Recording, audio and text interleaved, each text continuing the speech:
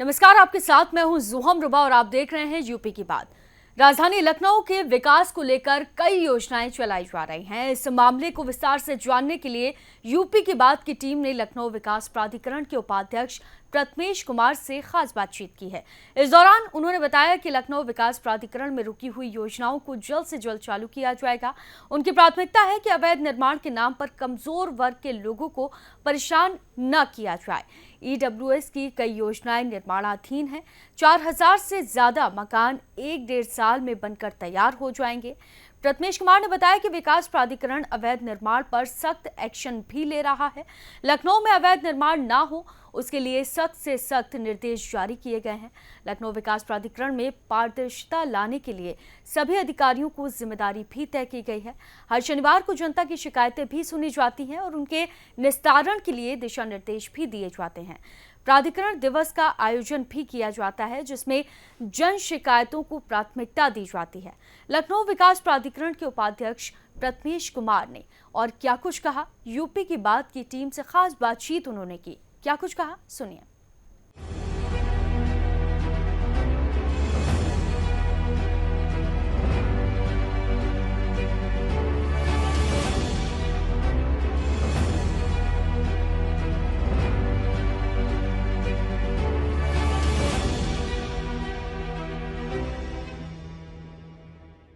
नमस्कार, आप देख रहे हैं यूपी की बात। लखनऊ शहर के विकास के लिए सरकार, राज्य सरकार लगातार योजनाएं चला रही हैं ताकि लखनऊ शहर को विकसित किया जा सके, एक विकसित शहर के तौर पर इसे स्थापित किया जाए।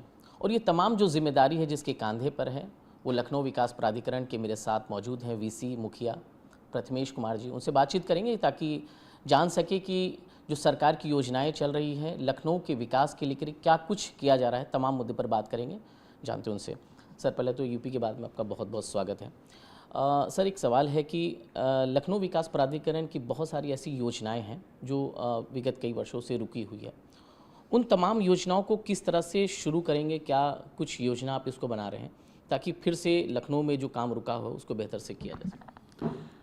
यहाँ पे चल रही हैं ऑलरेडी जो योजनाएं लखनऊ विकास प्राधिकरण की चल रही हैं, अच्छी गति पे लग रही हैं। पर कुछ योजनाएं थी जो लैंड एक्विजिशन की वजह से या किसी अन्य कारणों की वजह से रुकी हुई थी, तो उस पर हम लोग यही ट्राई कर रहे हैं कि उसको जितनी जल्दी से क्रियान्वित किया जा सके। जैसे मोहान रोड योजना है, उसमें अभी सर्वे का काम चल रहा है, तो दिवाली के बाद हम लोग उसमें कब्जा ले लेंगे। एंड रजिस्ट्रेशन के लिए हम लोगों ने रेरा में अप्लाई कर दिया है, तो जैसे ही रजिस्ट्रेशन हो जाएगा तो हम उसको उसमें हम पंजीकरण स्टार्ट करा पाएंगे एंड उसको विक्रय करना शुरू कर देंगे। इसी तरह से बाकी प्रबंध नगर भी है। आईटी सिटी के लिए हम लोगों ने एक ईओआई निकाला है। आईटी सिटी में हम लोग ट्राई कर रहे हैं क्योंकि रेट्स का इशू है कि हम लोग प्राइवेट प्लेयर के साथ कैसे, अभी तो ईओआई ही है कि कैसे उसको देख सकते हैं। तो यही हमारी सोच है कि कैसे हम लोग सारी योजनाओं को आगे बढ़ा सकते हैं।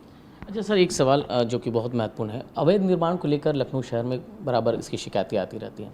अब आप वीसी की जिम्मेदारी संभाल रहे हैं, इन तमाम जो अवैध निर्माणें हो रही हैं या जहां हो रहा है इसकी शिकायतें आप तक आए, उसको किस तरह से इसको समाधान करने का प्रयास किया जा रहा है ताकि इसको पूरी तरह से शहर से ख़त्म कर दिया जाए कि किसी भी तरह का अवैध निर्माण लखनऊ शहर में ना हो?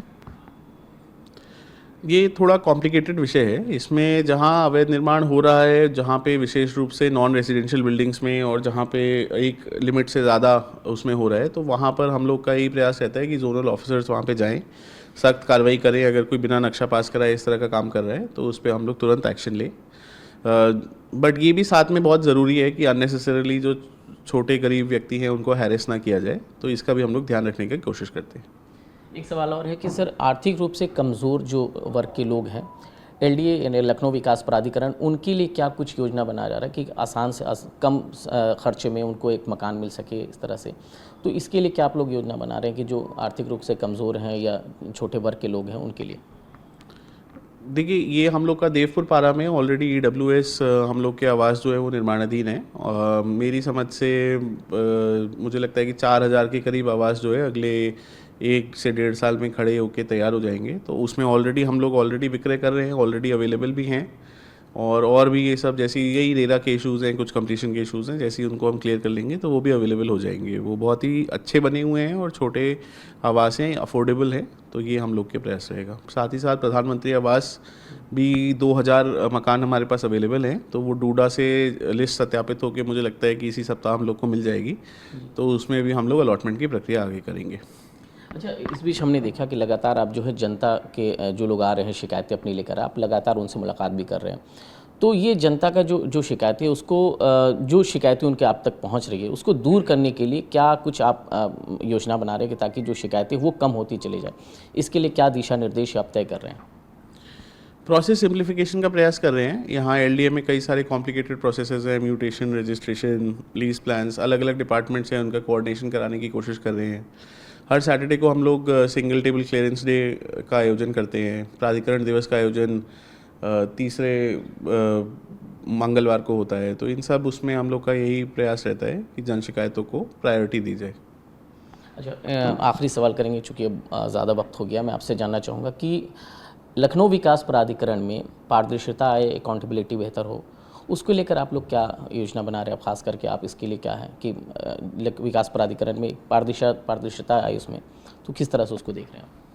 सभी अधिकारियों को, सभी कर्मचारियों को इसके बारे में आगाह किया गया है कि मतलब अकाउंटेबिलिटी उनकी फिक्स की गई है कि कोई भी गलत काम नहीं करेगा, जनता की सारी शिकायतों का निस्तारण करेगा, किसी भी प्रकार की ब्लैकमेलिंग या करप्शन की एक्टिविटीज़ नहीं की जाएंगी, उस पर सख्ती से कार्रवाई की जाएगी। जो इस तरह के हमारे जानकारी में केसेस आए हैं उस पर मैंने स्ट्रिक्ट एक्शन भी लिया है, लोगों को सस्पेंड भी किया है। इसके अलावा प्रोसेसेस को, जैसे मैंने बताया, चेंज करने की ज़रूरत है। कई सारे यहाँ पे फाइल गुम होने के केसेस होते हैं, तो हम लोगों ने अपना बिड निकाला हुआ है जिसमें एक स्कैनिंग एजेंसी आएगी। मेरी उम्मीद है कि अगले महीने जो है ये फाइनल हो जाएगा। इसी तरह से जो सॉफ्टवेयर है हमारा, उसको भी थोड़ा अपडेट करने की ज़रूरत है कि वो पीपल फ्रेंडली हो सके। वो भी आई होप कि अगले महीने जो है हम लोग का फाइनल हो जाए। तो ये सारी चीज़ें करेंगे तो उससे होगा। तो सर, एक सवाल और रह गया था, वो मैं आपसे जानना चाह रहा था कि लखनऊ शहर को ग्रीन सिटी के तौर पर स्थापित करने के लिए आपने लगातार आप मीटिंग भी कर रहे हैं, अपने कर्मचारियों से मुलाकात भी कर रहे हैं। आपको क्या लगता है कि कितना इसमें समय लग जाएगा इसको एक बेहतर विकसित शहर के तौर पे इसको स्थापित करने में? आपको क्या लगता है इसमें क्या क्या चीज़ों की ज़रूरत है जो अभी कमी लगती है आपको, उसको पूर्ण किया जा सकता है? मेरी समझ से टियर 2 सिटीज़ में Lucknow one of the green cities है। मतलब यहाँ पे जितने पार्क्स हैं या यहाँ पे जितने ओपन एरियाज़ हैं, आमतौर पे टियर 2 सिटीज़ में इतने नहीं होते, कुछ एक आध को छोड़ के। यहाँ पर रिवर फ्रंट भी अवेलेबल है। यहाँ पर जो है जनेश्वर मिश्रा पार्क है, लोहिया पार्क है, और बड़े बड़े जोनल पार्क्स भी हैं, स्मृति उपवन है, वो ज्योतिबा फूले पार्क है। तो इन सबको ऑलरेडी अवेलेबल है। इनका मेंटेनेंस करना और कैसे इनको हम लोग विद प्राइवेट पार्टिसिपेशन और अच्छे से चला सकते हैं। अभी हाल ही में यहाँ पे I think last year UP Darshan park चालू हुआ है, जो हैप्पीनेस पार्क है, जुरासिक पार्क आई थिंक पिछले महीने चालू हुआ है 2 अक्टूबर को। तो ये सब हम लोग इसी तरह से प्रयास आगे कर रहे हैं और हमने लैंड्स आइडेंटिफाई की हैं, पार्क्स आइडेंटिफाई किए हैं, जिसमें हम लोग एक थीम के तहत आगे बढ़ा सकते हैं, जिसमें ज़्यादा से ज़्यादा लोग आएँ। सर, बहुत बहुत शुक्रिया हमसे बातचीत करने। तो ये थे मेरे साथ लखनऊ विकास प्राधिकरण के वीसी मुखिया, जो साफ तौर से अपनी बात रख रहे थे और ये कह रहे थे कि लखनऊ शहर को एक विकसित शहर के तौर पर स्थापित करने के लिए सरकार की जो भी योजना है उसे ज़मीनी तौर पर उसे स्थापित किया जा रहा है। लगातार इसके पे प्रयासरत हैं। इसे बेहतर से बेहतर शहर में बदलने के लिए पूरी जिम्मेदारी के साथ काम किया जा रहा है। मेरे सहयोगी दीपक अरोड़ा के साथ मैं फैज़ अहमद, यूपी की बात, लखनऊ।